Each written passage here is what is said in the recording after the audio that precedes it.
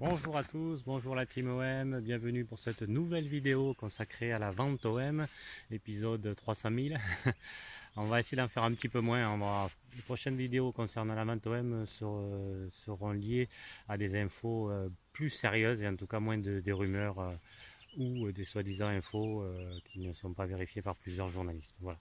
Là, je voulais faire une vidéo concernant les fake news ou pas sur la vente OM. C'est important parce que il y a de multitudes de pistes qui sont évoquées, des rumeurs, etc. etc. Le hashtag VentoM est en feu, même il y a maintenant un hashtag VentoM2. Enfin bon, ça va dans tous les sens et tout le monde pense avoir des infos. Et en fait, ce sont soit des pistes, soit des rumeurs, ou soit des infos fabriquées à partir d'éléments. Donc on va faire un petit peu le point sur tout ça. Alors déjà, comme je vous le disais en introduction, beaucoup donnent soi-disant des pistes, de l'info, et du coup ils le relaient à des journalistes ou à des youtubeurs ou à des supporters de Marseille. Moi-même j'ai été contacté par une personne de Twitter qui a vu que je m'intéressais au hashtag VentoM et qui du coup m'a donné des infos soi-disant sur un investisseur très riche qui allait acheter l'OM à l'été 2021. Je ne vous en dis pas plus des détails parce que bon, ça ne vaut pas le coup, mais voilà, donc du coup, voilà, j'ai vu que vous vous intéressez à l'OM, donc je vous donne cette info. Pourquoi moi et pas un autre déjà bon, et c'est pas arrivé qu'à moi, c'est arrivé à plusieurs journalistes, plusieurs youtubeurs, plusieurs supporters de l'OM. Donc voilà, et donc c'est arrivé à des journalistes. Vous pouvez voir la vidéo du Club des 5 consacrée avec Romain Coniti, Romain Molina dernièrement, et voilà, il y a un journaliste qui en parle aussi, qui lui aussi a été contacté, que il essaie de creuser ce sujet, on ne sait jamais, et au final il n'y a pas grand chose, il n'y a rien, donc du coup il y a beaucoup de rumeurs qui circulent comme ça.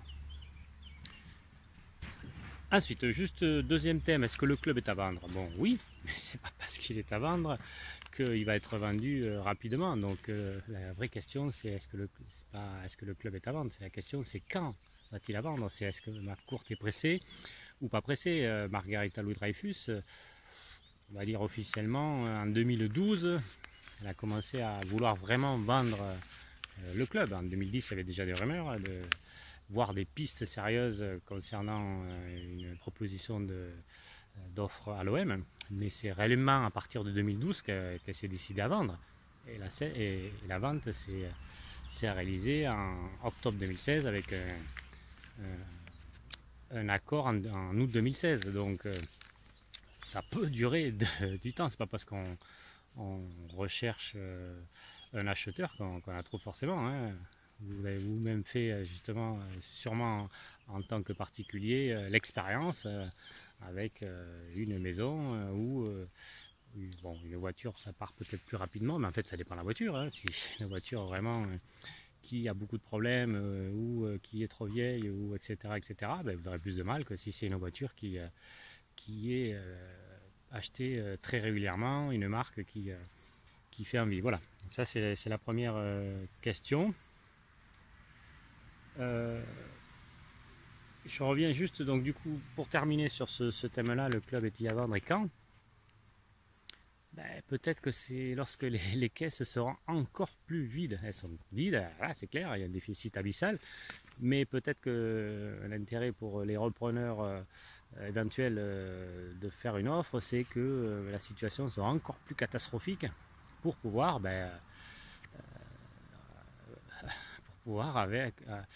avoir une somme dérisoire pour l'acheter. Hein. Donc ça, c'est vraiment une piste qui n'est pas qui est intéressante à savoir. Autre chose, une rumeur n'est pas une info. Voilà, ça il faut bien se le dire. Une rumeur, voilà, j'ai entendu que des investisseurs italiens seraient intéressés, Bentalal serait intéressé, etc. etc. C'est une rumeur, mais ce n'est pas une info. Une info, c'est vérifié, il y a plusieurs sources. Donc il faut faire attention à beaucoup de pistes qui sont évoquées ici ou là. Ensuite, certaines personnes, certains feront d'une constatation, la situation financière catastrophique de l'OM, la fin de contrat de certains joueurs en 2021, Mandanda, Thauvin, Germain, etc. etc. D'un fait, le départ de The Bizarreta, le fils de Walid Bentalal qui a été sauvé par les chirurgiens de l'hôpital de la Timone à Marseille en 2014, voilà, c'est des faits. Mais à partir de ces éléments-là, ils vont commencer à lancer une rumeur, une piste. Voilà. Le fils de Walid Bentalal s'est fait opérer à Marseille, bah, du coup, le père, Walid Bentalal, veut racheter l'OM pour être redevable envers, envers Marseille. L'Arabie Saoudite voudrait concurrencer le Qatar, donc le Qatar en France c'est Paris, donc ça va être l'OM qui va racheter. Vous voyez, donc à partir d'une constatation ou d'un fait, une interprétation aussi. On peut à partir d'une interprétation commencer à lancer une rumeur, c'est-à-dire une personne qui pose en photo avec une autre, Macron et Walid Bentalal, Cassicrine qui serait avec Walid Bentalal, je sais pas, n'importe quoi, McCourt qui serait avec Walid Bentalal, Kirill Dreyfus qui est en vacances dans les pays du Golfe, voilà. Donc à partir de ça, ce qui est un fait, mais on va interpréter. Voilà, Kirill Dreyfus est dans le Golfe, pourquoi? Parce qu'il va racheter l'OM. Voilà, bon. Vous voyez, donc on peut dire oui c'est possible, oui c'est pas possible, on ne sait pas. C'est vraiment complètement aléatoire. Donc, mais beaucoup de supporters y croient, voilà. Et ah oui, effectivement, si Kirill Dreyfus envoie un message sur Instagram parce qu'il est dans le golf, c'est forcément qu'il y a un truc.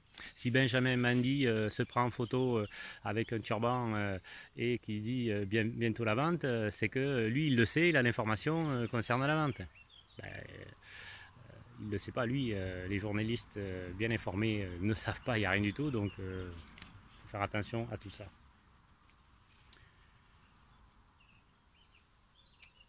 Donc le désir de vente, j'en ai parlé, hein, que ça peut prendre du temps. Est-ce que c'est le meilleur moment pour acheter l'Olympique de Marseille? C'est la vraie question en fait, clairement. McCourt, il est arrivé avec à peu près 2 milliards de fortune. Voilà. Il en a quand même dépensé un quart de sa fortune pour l'Olympique de Marseille. Il a dépensé 350 millions d'euros. Vous vous rendez compte? Et encore, on est à l'instant T, on est en mai. Mais forcément, si le club n'est pas vendu d'ici un mois, ce qui est impossible, il va remettre sûrement encore de l'argent au pot. Donc vous vous rendez compte, il a dépensé un quart de sa fortune à l'OM. Pour le résultat, pas très glorieux quand même. Hein. Certes, il y a une finale d'Europa League et une place en Ligue des Champions là, mais bon, pour l'OM, ça devrait être chaque année. Hein. Les places en Ligue des Champions, c'est pas une fois sur 4 ans. Hein. Donc, la rentabilité d'un club de foot est très très faible. On perd beaucoup d'argent. Là où on peut récupérer de façon indirecte son argent investi, c'est en faisant des affaires immobilières par-ci par-là, avec la renommée de l'Olympique de Marseille, la médiatisation qu'on a pu avoir en étant président ou propriétaire du club. C'est comme ça qu'on peut rentrer de l'argent, mais c'est pas avec l'Olympique de Marseille, avec un club, à part faire du trading.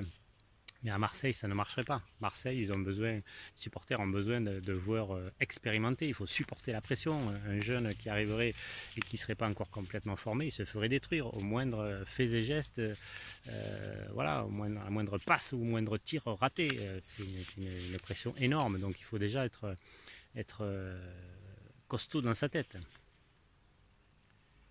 Donc, aucun intérêt et puis voilà, un investisseur avec la fortune similaire, on va dire, à McCourt, qui est déjà énorme, hein, pas grand monde a 2 milliards de fortune, il n'a aucun intérêt à venir à l'Olympique de Marseille. Hein. Ça, c'est clair. La situation est catastrophique. Ou alors, quand la situation sera épurée, c'est-à-dire quand espérons, mais là c'est peut-être pas le mercato qu'il faut avec cette crise de coronavirus et les transferts qui vont être réévalués à la baisse, ça serait de faire comme a fait la Brune, hein, donc c'est vraiment l'expérience qu'on vit actuellement, en 2015, où il a vendu tous les joueurs bancables du club. Voilà, donc il a vidé l'effectif, on a fait rentrer de l'argent pour combler les dettes, et arriver avec une dette moins importante pour que le futur acheteur puisse repartir avec un peu plus d'ambition, parce que s'il y a trop de dettes, ça va être compliqué. Il va falloir éponger les dettes, mettre l'argent pour acheter le club, et ensuite on pourra mettre de l'argent pour recruter ou d'investissement ailleurs, au centre de formation, etc., etc. Donc voilà, ça va passer comme ça, c'est-à-dire que l'OM va devoir d'abord vendre pour renflouer son compte en banque, hein, puisque là on est a priori sur moins 127 millions d'euros de déficit, et sûrement un peu plus cette année, à la fin de 2019-2020. Donc non, ça ne peut pas continuer comme ça. Donc il y aura d'abord, on va passer d'abord cette phase de on remet de l'argent en vendant des joueurs, et ensuite un investisseur sera plus apte à reprendre le club. Une vente, comment peut-elle se faire? En fait, tout dépend du prix que McCourt en veut, quoi. C'est ça. S'il en veut 40 millions comme voulait Margarita Dreyfus, ça peut se faire. Voilà. Je veux dire, un investisseur peut trouver, c'est plus facile d'avoir des objectifs, d'avoir des ambitions. On met 40 millions, on éponge un petit peu de dette s'il n'y en a pas trop. Et après, on peut investir, ce qu'a fait McCourt. Du coup, il a pu investir. Mais si les dettes avaient été plus importantes et le prix d'achat plus important, ben, McCourt, déjà, il n'aurait pas pu acheter, c'est clair. Donc, si vraiment McCourt demande 250 millions d'euros, ces sommes qu'a indiqué a priori l'équipe, il ne vendra pas. Il ne vendra pas, c'est pas possible. Voilà. Donc, soit lui, il se dit, je vais baisser ce prix de vente pour espérer le revendre, mais quel est son intérêt? Lui, il n'est pas venu à Marseille pour le football, il s'en fiche du soccer. Il est là pour faire des affaires immobilières dans le sud de la France. Voilà, c'est ça qu'il a vu, lui. Donc quel est l'intérêt pour lui? Il va, enfin, je veux dire, ok, il a peut-être 2 milliards, mais il en a perdu beaucoup avec cette crise. Et comme je le rappelle, il a mis 350 millions d'euros dans le club, et on voit que il a vendu sa maison à 5 millions, etc., etc. Alors ça, on dit, c'est pour la vente. Non, mais non, c'est pour que lui, il a perdu beaucoup d'argent, donc c'est juste pour se renflouer. Donc voilà, donc quel est l'intérêt pour lui de vendre à bas prix? Il faut qu'il s'y retrouve un petit peu. Donc comment il a fait avec les Dodgers? Il a racheté une petite somme, il a mis le club vraiment en dessous terre, et ensuite, en fait, il a fait d'énormes bénéfices à la revente. C'est ça qu'il veut. Donc ça paraît compliqué. Donc quand on entend des rumeurs, voire des infos comme quoi le club serait à vendre à 600 millions d'euros, qu'il y aurait une offre à 600 millions d'euros, non, arrêtons tout de suite. C'est des fake news directs. Voilà, c'est des fake news directs, c'est pas possible, c'est impossible. Autre chose, il faut racheter les dettes existantes. Donc il faut avoir sacrément les reins solides quand même. Quand même avoir les reins solides pour éponger les dettes. Donc c'est pas le simple investisseur qui va y arriver. Et comme beaucoup de journalistes peuvent dire, on ne trouve pas de l'argent comme ça. Hein. C'est pas parce que l'OM, certes, a son étoile sur le dos, bonjour à Waddell d'ailleurs au passage, que l'OM est attractif, les supporters, etc. Ça on le sait. Mais qu'est-ce qu'ils regardent maintenant les investisseurs? C'est essayer de ne pas perdre le moins possible de l'argent et si possible en gagner. C'est pas des philanthropes, hein, c'est pas. Voilà, donc même si, je veux dire, il y a plein de Marseillais ou d'anciens joueurs qui aimeraient reprendre le club, le Meta, Moser, etc., etc. Mais sans argent, on ne peut rien faire. Donc voilà, sinon le club serait racheté, serait repris. S'il n'y avait pas besoin d'argent, des passionnés de l'OM, des anciens joueurs, des anciens dirigeants qui aimeraient redonner à l'OM ce qu'il lui a apporté, il y en a plein. Mais voilà, ça ne suffit pas. Autre chose pour une piste, bon, on ne va pas trop rentrer dans les autres pistes ou les rumeurs qu'il y a eu, mais c'est juste un peu pour vous éclairer quand même. Walid Bentala, il ne peut pas sortir du territoire. Alors après, on me dit, oui, je suis abonné aussi à des groupes Facebook de l'OM, des supporters de l'OM. Donc il y en a qui, soi-disant, ont des infos exclusives, hein, mieux que les journalistes. Bref, on revient à ce que j'ai dit au départ. Qui lui dit, oui, mais il a un jet privé, donc oui, il peut contourner la chose. Mais attendez, qu'on soit en jet privé ou qu'on soit en avion, mais il faut quand même des autorisations pour atterrir, non? Je suis fou quoi quand je dis ça, non? Et en plus, avec le coronavirus, on peut pas aller et venir comme on veut. Donc déjà, aller et venir comme on veut en temps de coronavirus, c'est impossible. Donc ça veut dire que toutes les tractations qu'il y aurait eu avant, soi-disant, elles sont au point mort. Certes, on peut le faire par téléphone, par Skype et tout, mais en tout cas, il faut quand même des rencontres. Donc c'est pas possible. Et en plus, lui, il est interdit des territoires. Donc voilà. Et autre chose, c'est que son argent ne peut pas sortir. Enfin, il veut dire. Et en plus, il n'est pas intéressé par le foot. C'est son fils. Donc, vous voyez. Donc en fait, d'une petite interprétation, d'un fait, on va grossir la chose. Voilà, il Mentala et son fils, etc. Je ne vais pas refaire l'histoire, mais vous avez compris l'histoire. Donc en fait, comme disait Romain Canuti, vous regardez le Club des 5 ou quand Thomas parle foot avec l'interview de Romain Canuti qui parle très bien, un très très bon journaliste, c'est intéressant de décrypter tout ça. Hein. Lui, il est supporter à l'OM, hein, comme vous. Hein. Donc s'il dit ça, c'est pas pour vous embêter, hein, c'est pour vous dire la vérité, pour pas mentir aux supporters de Marseille, justement pour pas être déçus. Donc il y en a qui ont intérêt à faire circuler des rumeurs de rachat. Voilà. Pour discréditer ma courte. Alors, il s'est discrédité tout seul, hein, c'est clair, hein, puisque bon, l'argent qu'il a mis, il l'a mis à n'importe comment, ça a mal utilisé par Jacques-Henri Roux, Rudy Garcia, etc. etc. C'est clair. Mais bon, malgré tout, voilà. Donc il y en a qui ont intérêt à discréditer ma courte, ça peut être même aussi à la mairie, hein, enfin, voilà, ou des candidats à la mairie, enfin, tout est possible, ou d'anciens joueurs, etc., etc. Donc une rumeur comme ça, ben, ça peut être positif, et à terme, quand ma courte sera vraiment qu'il aura le public à dos, ce qui est déjà le cas, donc là les prochains matchs au Vélodrome qui ne seront pas à huis clos, il va en prendre partout. Déjà que les McCourt d'émissions, les JHE d'émissions, McCourt Out, etc., fleurissent sur les réseaux sociaux et ont déjà commencé dans les stades, ça va être le feu. Donc, le feu, une situation financière exsangue, ben forcément, au bout d'un moment, McCourt sera dos au mur, il va devoir vendre. Donc là, il attend pour espérer de... Voilà, donc là, on n'a pas tout fait pour vendre des joueurs. Zubizarreta ne savait pas le faire et ne voulait pas le faire. Là, on a pris Eldridge, on a pris Gary Cook aussi. On va prendre un directeur de football, donc a priori spécialisé quand même dans les ventes. Donc on va faire entrer de l'argent pour réduire cette dette qui est monstrueuse. Et ensuite, bon, voilà, on sera un peu plus à même de pouvoir vendre le club. Donc même si McCourt veut vendre, ça c'est clair. Mais du coup, il ne veut pas vendre de suite, voilà, parce qu'il ne veut pas perdre trop d'argent. Je pense que vous avez bien compris ça. Après, une théorie qu'a évoquée Romain Canuti, c'est qu'il y aurait peut-être encore à faire des affaires immobilières pour McCourt.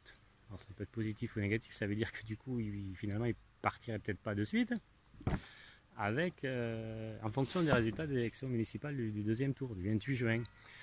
C'est que il y aura l'appel d'offres du Parc Chano, il y aura peut-être d'autres